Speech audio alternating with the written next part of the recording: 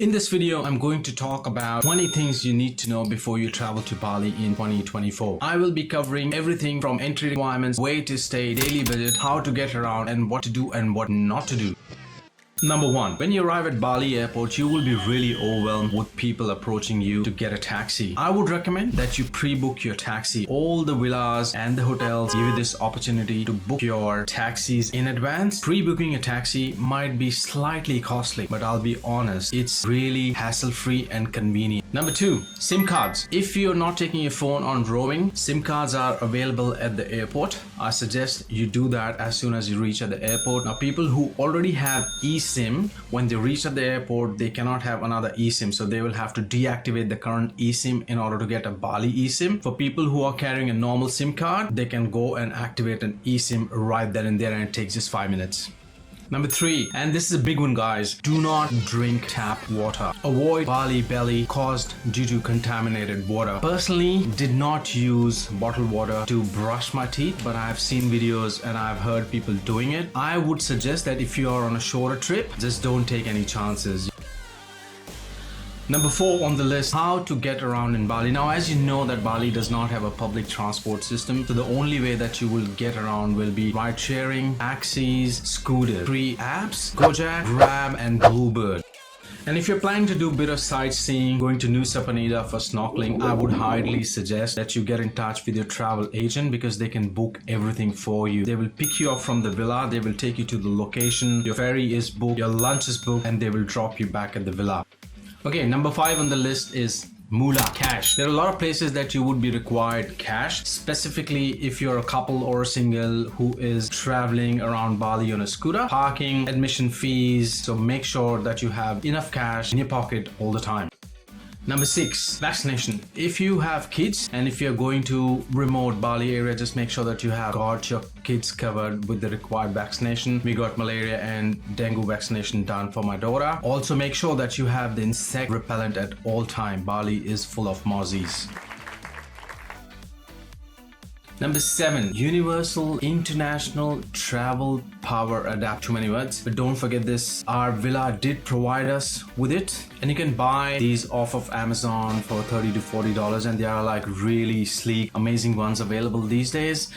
Number 8, and the really important one, accommodation, and it's all about accommodation in Bali. There are 3 main places where you can book your Bali trip. It's Agoda, Booking.com, Airbnb. We personally used Booking.com, but Agoda has some amazing deals all around the year. You will be able to find anything from small intimate couple getaways to massive 8-bedroom villas to share with friend and family. The variety of places to stay on the island is truly remarkable. If you are a single person looking for a hostel, the best place to look for a hostel is hostelworld.com. Number 9, Bali traffic. Now this totally depends upon the scenario. If you're a couple or a solo traveler, your best bet is a scooter. It's really very easy and convenient to go around Bali in the scooter. However, keep in mind the traffic really heavy, and if you have not driven scooter before in your life, I would suggest go up north and have a few rides because the traffic is a little less there. The other really very important thing is make sure that you have your travel insurance, because if you get into an accident while on a scooter, travel insurance company will ask for the driver's license as the first thing, the international driver's license.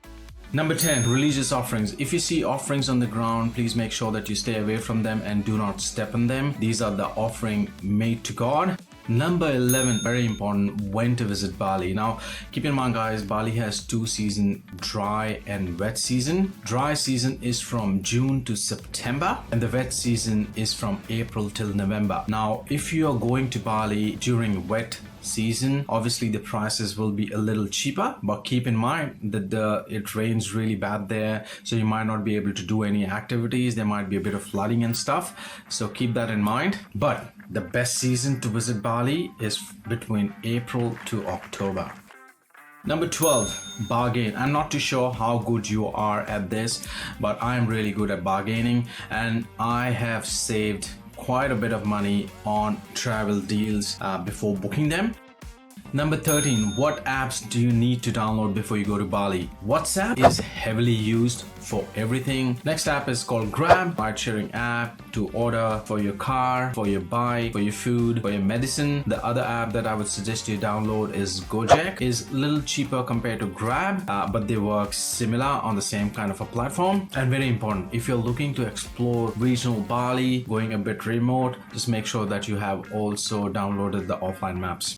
Okay, number 14, Bali visa. 159 countries are eligible for visa on arrival, which basically means that you will get a 30-day visa, which is extendable up to 60 days on arrival, and it will cost you US $35 and $50 in AUD.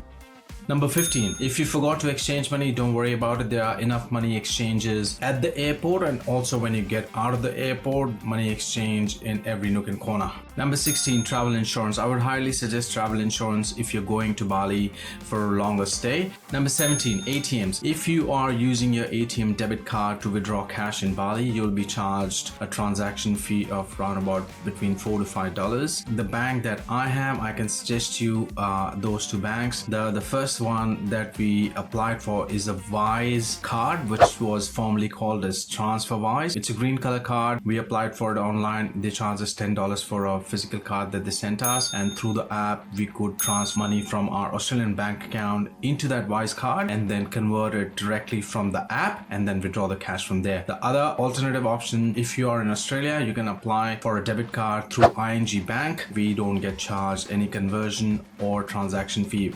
Number 19, guys, and this is also really very important one, is your Bali itinerary. Now, we were a big group. We were 12 people, including all the kids, so it was a bit tough to plan. But if you're a couple or if you're a solo traveler, then it will be easier for you to kind of plan your itinerary in advance. But what we did was, personally, we planned all our activities a couple of days in advance so that we could give enough time to the travel agent to book everything.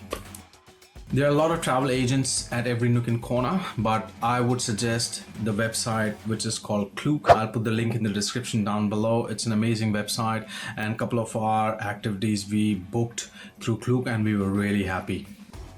Okay, for solo travelers, bike hire. It fluctuates with supply and demand, but you will get it for 100k a day, which is equivalent to $10 Australian dollars. Also, make sure if you're staying there for a longer time and driving scooter, you have your international driver's license. If something happens and if you have to file a claim, you will need to show that international driver's license to the insurance company. Budget. If you're a backpacker or a solo traveler, I would say around about 40 to 80 US dollars per day, including food and accommodation. If you are a couple, I would say between 90 to 130 US dollars, including food and accommodation. And if you're a family and you would like to live comfortable, 150 to 200 US dollars, food and accommodation. And thank you so much for your valuable time.